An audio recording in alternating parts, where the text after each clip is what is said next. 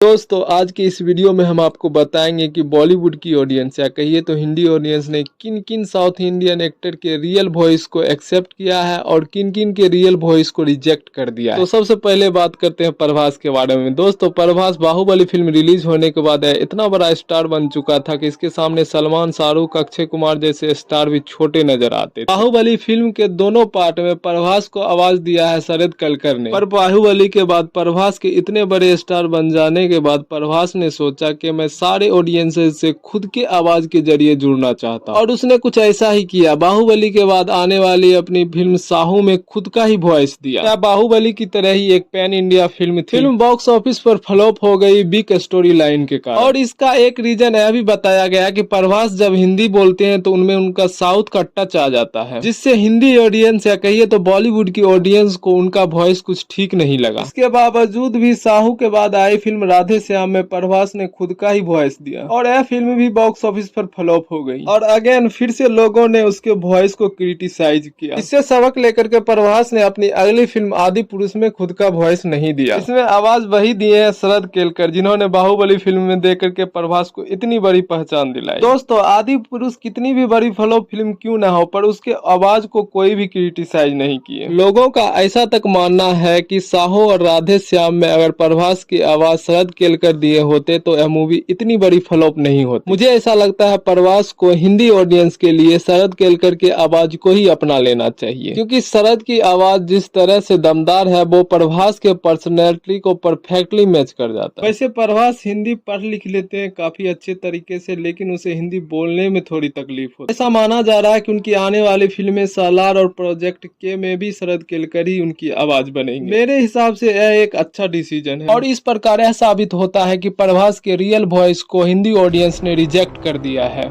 इसमें दूसरे नंबर पर है रॉकी भाई। यस, बाहुबली की इतनी बड़ी सक्सेस के बाद केजीएफ के डायरेक्टर प्रशांत नील ने फिल्म केजीएफ को भी पैन इंडिया लेवल पर रिलीज करने का सोचा, तो यस को आवाज हिंदी ऑडियंस के लिए सचिन गोले ने दिया और यह फिल्म भी बहुत बड़ी सक्सेसफुल रही और यस को भी पैन इंडिया स्टार बना दिया। केजीएफ की इतनी बड़ी सक्सेस के बाद यस ने भी प्रभास की तरह ही सोचा और वो केजीएफ 2 में खुद का आवाज देना चाहते थे, जिसके लिए उन्होंने काफी दिनों तक अपने एक्सेंट पर काम भी किया। पर जब उसने देखा कि साहो और राधे श्याम में प्रभास का क्या हाल हुआ है तो यह देखकर वो बैक फुट पर आ गए, जिस कारण केजीएफ 2 में भी सचिन गोले ने ही यस को आवाज दिए हैं, जिससे कहीं ना कहीं यह भी फाइनल हो जाता है कि अब केजीएफ के जितने भी पार्ट आएंगे तो उसमें यस को आवाज सचिन गोले ही देंगे, जिस वजह से हिंदी ऑडियंस अभी भी यस के आवाज से अनजान है। वैसे यह देखना काफी इंटरेस्टिंग होगा कि यस अपनी आने वाली नई फिल्म S19 में अपनी आवाज खुद देते हैं या फिर से सचिन गोले को ही लाते हैं। तो इस प्रकार ऐसा कहा जा सकता है कि एस के रियल आवाज को हिंदी ऑडियंस अभी तक जज नहीं कर पाई है। हिंदी ऑडियंस एस के रियल आवाज को एक्सेप्ट करती है या रिजेक्ट करती है, इसका पता हमें तभी चलेगा अगर भविष्य में यस कोई अपनी फिल्म में अपनी रियल आवाज को देंगे। तीसरे नंबर पर है एक्टर विजय सेतुपति, जिन्होंने बॉलीवुड में एंट्री वेब सीरीज फर्जी के जरिए किए हैं। इस वेब सीरीज में उसने एक पुलिस ऑफिसर का किरदार निभाया था, जिसमें उसकी रियल वॉइस है। वैसे तो उसके हिंदी एक्सेंट में साउथ वाला टच आ जाता है, लेकिन फिर भी हिंदी ऑडियंस ने उसके आवाज को एक्सेप्ट किया है। उसने दूसरी एक बॉलीवुड की फिल्म मुंबईकर में भी खुद के ही आवाज दिए हैं। वैसे ये दोनों कैरेक्टर साउथ इंडिया से बिलोंग करते थे, तो उनके हिंदी में वो साउथ का एक्सेंट आना लाजमी भी था। पर तब क्या होगा जब विजय कोई नॉर्थ इंडियन के कैरेक्टर को निभाएंगे, तो क्या हिंदी ऑडियंस उनके इस एक्सेंट को एक्सेप्ट करते हैं या नहीं करते हैं, यह देखना काफी इंटरेस्टिंग होगा। इसका पता कहीं ना कहीं जवान मूवी से भी चल जाएगा, क्योंकि शाहरुख खान के मूवी जवान में भी सेतुपति ने काम किए हैं। क्या इसमें भी उसका कैरेक्टर जो है वो साउथ इंडिया से बिलोंग करता है, इसका पता तो फिल्म रिलीज होने के बाद ही चलेगा। चौथे नंबर पर है दोस्तों कमल हसन। इन्होंने बॉलीवुड में कई सारी फिल्में की है और उन सारी फिल्मों में अपनी आवाज खुद ही दिए हैं। दोस्तों कमल हसन की हिंदी एक्सेंट इतनी अच्छी है कि जब वो हिंदी में बात करते हैं तो आपको लगेगा कि कोई नॉर्थ इंडियन ही बात कर रहा है। उसकी रिसेंटली आई फिल्म विक्रम, जो कि पैन इंडिया लेवल पर रिलीज हुई थी उसकी भी हिंदी डबिंग में कमल हसन ने अपनी आवाज खुद ही दिए हैं और यह फिल्म बॉक्स ऑफिस पर बहुत बड़ी हिट रही। तो इस तरह यह कहा जा सकता है कि हिंदी ऑडियंस ने कमल हसन की आवाज को भी एक्सेप्ट कर लिया। 5वें नंबर पर आते हैं पुष्पा भाऊ अल्लू अर्जुन। अल्लू अर्जुन की पुष्पा मूवी पहली पैन इंडिया मूवी थी, पर इससे पहले भी उनकी नॉर्थ इंडिया में काफी फैन फॉलोइंग थी, क्योंकि उसका हिंदी डब्ड मूवी यूट्यूब पर रिलीज होते थे जिसे हिंदी ऑडियंस देखते थे और उनकी एक्टिंग लोगों को बहुत पसंद आती थी, जिससे उसके मूवीज पर मिलियंस में व्यूज जाते थे। कहीं न कहीं इसी को देख करके ही पुष्पा मूवी को पैन इंडिया लेवल पर रिलीज किया गया। सालों से अल्लू अर्जुन की मूवी जो यूट्यूब पर रिलीज होती थी हिंदी डब्ड में, तो उसका आवाज बनते थे संकेत मात्रे। इस तरह से हिंदी ऑडियंस अगर अल्लू अर्जुन को जानती थी तो संकेत मात्रे के आवाज में। और जब फिल्म पुष्पा को पैन इंडिया लेवल पर रिलीज करने की बारी आई तो अल्लू अर्जुन के आवाज के लिए संकेत मात्रे को ही बुलाया गया। संकेत मात्रे बहुत सारे सीन को डब कर चुके थे, यहाँ तक कि पुष्पा का जब फर्स्ट ट्रेलर आया था तो उसमें पुष्पा का आवाज संकेत मात्रे ने ही दिए हैं, पर कुछ मार्केटिंग रीजन के वजह से संकेत मात्रे को रिप्लेस करके सुरेश तलपरे को लिया गया और यह वॉइस भी अल्लू अर्जुन पर काफी सूट हुई है, जिस वजह से पुष्पा 2 में भी अल्लू अर्जुन को आवाज सुरेश तलपरे ने ही दिए हैं। और अब बात की जाए अल्लू अर्जुन की रियल वॉइस की, तो उसकी वॉइस उसकी रियल पर्सनैलिटी से बिल्कुल भी मैच नहीं खाती। हिंदी ऑडियंस में जिस तरह का उसका इमेज बना हुआ है दमदार वॉइस के साथ, वह उस वॉइस को कभी भी मैच नहीं कर पाएंगे। इसका प्रमाण आप भी देख सकते हैं।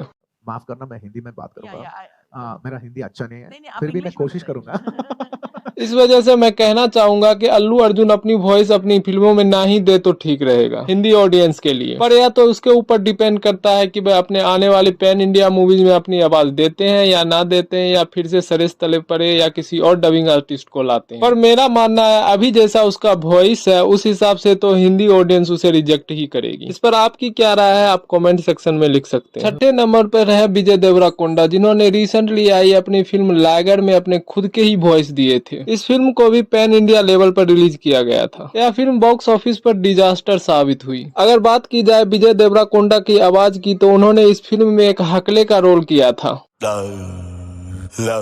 जिससे हिंदी ऑडियंस उसके आवाज को ठीक तरह से जज भी नहीं कर पाई है। पर जितना भी जज कर पाई है हिंदी ऑडियंस, उस हिसाब से तो उसके आवाज और एक्सेंट से उन्हें कोई प्रॉब्लम नहीं नजर आती है। तो इस हिसाब से कह सकते हैं कि विजय देवराकोंडा के आवाज को भी एक्सेप्ट कर लिया गया। इसमें 7वें नंबर पर है रामचरण और 8वें नंबर पर है जूनियर एनटीआर। बहुत ही कम लोग जानते हैं कि रामचरण ने इससे पहले एक बॉलीवुड की मूवी की थी जंजीर। वह फिल्म बॉलीवुड के होने के बावजूद भी रामचरण ने उसमें अपनी खुद की आवाज नहीं दिए थे, उसे आवाज दिया था एक डबिंग आर्टिस्ट विराज यादव ने। पर उनकी हिंदी डब्ड मूवी जो यूट्यूब पर रिलीज होती थी तो उनमें आवाज देते थे संकेत मात्रे। इस वजह से रामचरण संकेत मात्रे की आवाज से ही पहचाने जाते थे नॉर्थ इंडिया में। कुछ ऐसा ही इमेज जूनियर एनटीआर का भी था, क्योंकि उनकी भी मूवी जो हिंदी डब्ड रिलीज होती थी यूट्यूब पर उसमें आवाज देते थे संकेत मात्रे ही। जब फिल्म RRR को पैन इंडिया लेवल पर रिलीज करने की बारी आई तो उनके मेकर्स ने संकेत मात्रे को अप्रोच किया, पर एक ही डबिंग आर्टिस्ट दोनों एक्टर को इस फिल्म में आवाज देते तो बड़ा ही कन्फ्लिक्टिंग लगता और ऑडियंस कंफ्यूज भी हो जाती। जहां तक रामचरण और जूनियर एनटीआर की हिंदी बोलने की बात की जाए तो वो दोनों काफी अच्छी बात कर लेते हैं। इसी वजह से मेकर्स ने संकेत मात्रे को हटा करके रामचरण और जूनियर एनटीआर के रियल वॉइस को ही रखने का निर्णय लिया। हाँ, उन दोनों को थोड़ा एक्शन पे काम करना पड़ा क्योंकि उसमें साउथ का टच आ जा रहा था। फाइनली फिल्म रिलीज हुई और हिंदी ऑडियंस ने उसे काफी पसंद किया। इस तरह से कह सकते हैं कि रामचरण और जूनियर एनटीआर के भी रियल वॉइस को हिंदी ऑडियंस ने एक्सेप्ट कर लिया है। दोस्तों, आपको इन एक्टर्स में से किसकी आवाज ज्यादा अच्छी लगती है आप कमेंट सेक्शन में लिख करके बता सकते हैं। इस वीडियो में बस इतना ही। अगर इस वीडियो को आपका ज्यादा प्यार मिलेगा तो इसका हम पार्ट 2 भी लाएंगे। पसंद आई हो तो लाइक करें, दोस्तों में शेयर करें और ऐसी ही इंटरेस्टिंग और इंटरटेनिंग वीडियो को देखने के लिए चैनल को सब्सक्राइब करें। वीडियो को देखने के लिए आपका बहुत बहुत धन्यवाद।